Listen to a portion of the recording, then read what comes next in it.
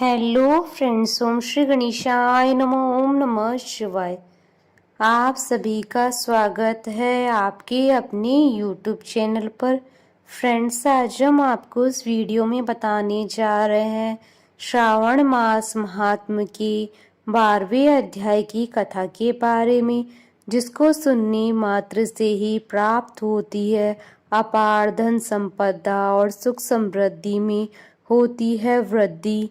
Friends, video शुरू करने से पहले आपसे रिक्वेस्ट है, अगर आप हमारे चैनल पर नए हैं और आपने अभी तक चैनल को सब्सक्राइब नहीं किया है तो प्लीज़ सब्सक्राइब कीजिएगा चैनल को, साथ ही प्रेस कीजिएगा बेल आइकन को, जिससे नए वीडियो से रिलेटेड नोटिफिकेशन आपको तुरंत प्राप्त हो सके।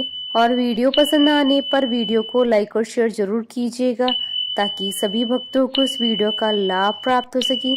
और कमेंट बॉक्स में ओम नमः शिवाय जरूर लिखिएगा।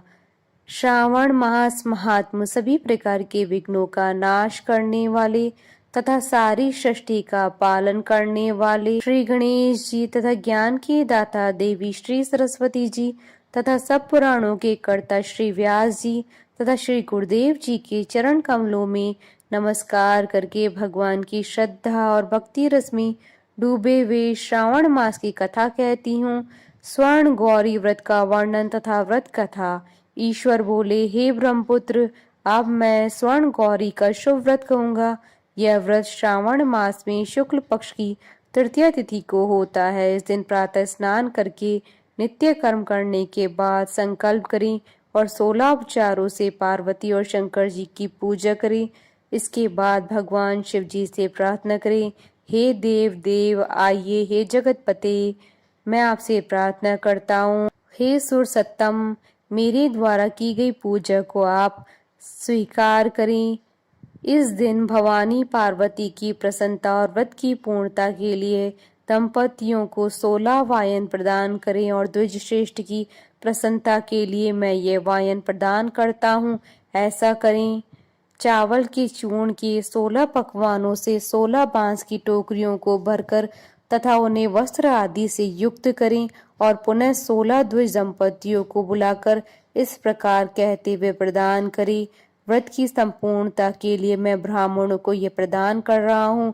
मेरे कार्य की समृद्धि के लिए सुंदर अलंकारों से विभूषित तथा पतिव्रत्य से सुशोभित ये शोभामयी सुहागिन स्त्रियां इन्हें ग्रहण करें। इस प्रकार 16 वर्ष अथवा 8 वर्ष या 4 वर्ष या 1 वर्ष तक इस व्रत को करके शीघ्र ही उसका उद्यापन कर देना चाहिए। पूजा के अनंतर कथा का श्रवण करके वाचक की विधिवत पूजा करनी चाहिए। सनत कुमार बोले, हे प्रभु, इस व्रत को सर्वप्रथम किसने किया? इसका महात्म कैसा है? इसका उद्यापन किस प्रकार करना चाहिए? वह सब आप मुझे बताएं। ईश्वर बोले, हे महाभाग, आपने उत्तम बात पूछी है। अब मैं आपके समक्ष मनुष्य को सभी संपदाएं प्रदान करने वाले स्वर्ण गौरी नामक व्रत का वर्णन करता हूँ। पूर्व काल में सरस्वती नदी के तट पर सुविला नामक विशालपुरी थी। उस नगरी में कुबेर के समान चंद्रप्रभ नामक एक राजा था। उस राज्य की रूप लावण्य से संपन्न, सौंदर्य तथा मंद मुस्कान से युक्त और कमल के समान नेत्रों वाली महादेवी और विशाला नामक 2 भार्याएं थी। उन दोनों में ज्येष्ठ महादेवी नामक भार्या राजा को अधिक प्रिय थी। आखेट करने में आसक्त मन वाले वे राजा किसी समय वन में गए और सिंहों, शार्दूलों, सूकरों, वन्य भैंसों तथा हाथियों को मारकर प्यास से आकुल होकर उस घोर वन में इधर उधर भ्रमण करते रहे। राजा ने उस वन में चकवा चकवी तथा बतखों से युक्त, भ्रमरों तथा पिकों से समन्वित और विकसित मल्लिका, चमेली, कुमुद तथा कमल से सुशोभित अप्सराओं का एक सुंदर सरोवर देखा। उस सरोवर के तट पर आकर उसका जल पीकर राजा ने भक्ति पूर्वक गौरी का पूजन करती हुई अप्सराओं को देखा। तब कमल के समान नेत्रों वाले राजा ने उनसे पूछा, आप लोग ये क्या कर रही हैं? इन पर उन सब ने कहा, हम लोग स्वर्ण गौरी नामक उत्तम व्रत कर रही हैं। यह व्रत मनुष्यों को सभी संपदाएं प्रदान करने वाला है। हे नृप श्रेष्ठ, आप भी इस व्रत को कीजिए। राजा बोले, इसका विधान कैसा है? इसका फल क्या है? मुझे यह सब विस्तार से बताएं। तब वे सारी स्त्रियां बताने लगी, हे राजन, यह स्वर्ण गौरी नामक व्रत श्रावण मास की शुक्ल पक्ष की तृतीया को किया जाता है। इस व्रत में भक्ति पूर्वक अत्यंत प्रसन्नता के साथ पार्वती तथा शिव जी की पूजा करनी चाहिए। पुरुष को 16 तारों वाला एक डोरा दाहिने हाथ में बांधना चाहिए। स्त्रियों के लिए बाएं हाथ में या गले में इस डोरे को बांधना चाहिए।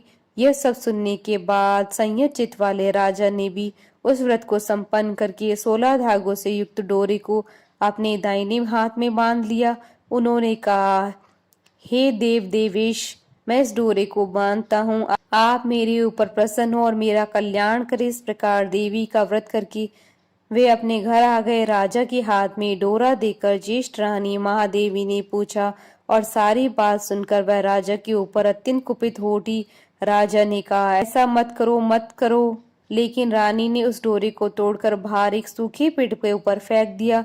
उस डोरे के स्पर्श मात्र से वह वृक्ष पल्लवों से युक्त हो गया। उसके बाद उसे देखकर दूसरी रानी भी आश्चर्यचकित हो उठी और उस वृक्ष पर स्थित टूटे हुए डोरे को उसने अपने बाएं हाथ में बांध दिया। उसी समय से उसके व्रत के महात्म्य से वह रानी राजा के लिए अत्यंत प्रिय हो गई।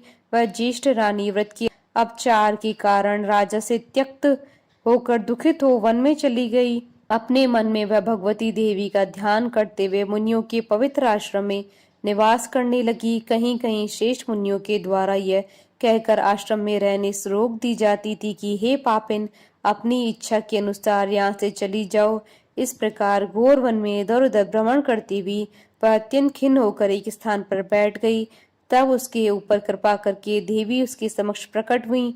उन्हें देखकर वह रानी भूमि पर दंडवत प्रणाम करके उनकी स्तुति करने लगी। हे देवी, आपकी जय हो, आपको नमस्कार है। हे भक्तों को वर देने वाली, आपकी जय हो। शंकर के वाम भाग में विराजने वाली, आपकी जय हो। हे मंगल मांगले, आपकी जय हो। तब देवी की भक्ति के द्वारा वरदान प्राप्त करके उन गौरी की अर्चना करके उसने जो व्रत किया उसके प्रभाव से रानी के पति उसे घर ले आए।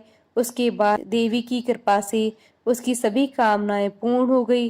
राजा सभी समृद्धियों से संपन्न होकर दोनों के साथ पूर्ण रूप से राज्य करने लगा। अंत में राजा ने उन दोनों रानियों सहित शिव पद को प्राप्त किया। जो स्वर्ण गौरी की इस उत्तम व्रत को करता है वह मेरा तथा गौरी का अत्यंत प्रिय होता है और विपुल लक्ष्मी प्राप्त करके तथा भूलोक में शत्रु समूह को पराजित कर शिव जी के विशुद्ध लोक को जाता है। हे सनत कुमार, अब आप दयाचित होकर इस व्रत के उद्यापन की विधि सुनिए।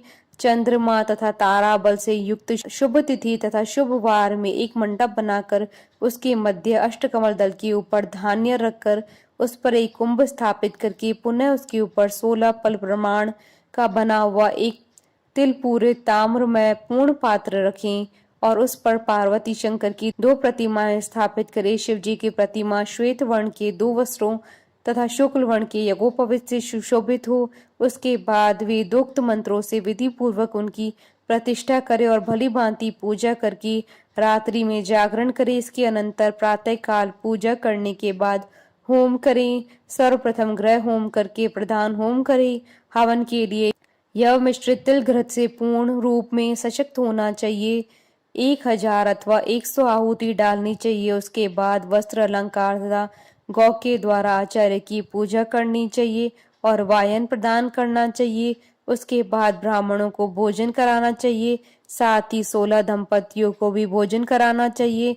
अपने द्रव्य सामर्थ्य के अनुसार उन्हें भूयसी दक्षिणा देनी चाहिए। अंत में हर्षोल्लास से युक्त होकर बंधुजनों के साथ स्वयं भोजन करना चाहिए। इस प्रकार श्री स्कंद पुराण के अंतर्गत ईश्वर सनत कुमार संवाद में श्रावण मास महात्म्य में तृतीया में स्वर्ण गौरी व्रत 12वां अध्याय पूर्ण हुआ। बोलिए भगवान शंकर माता पार्वती जी की जय। हमारे साथ इस वीडियो में अंत तक बने रहने के लिए आपका धन्यवाद। ओम श्री गणेशाय नमः। ओम नमः शिवाय।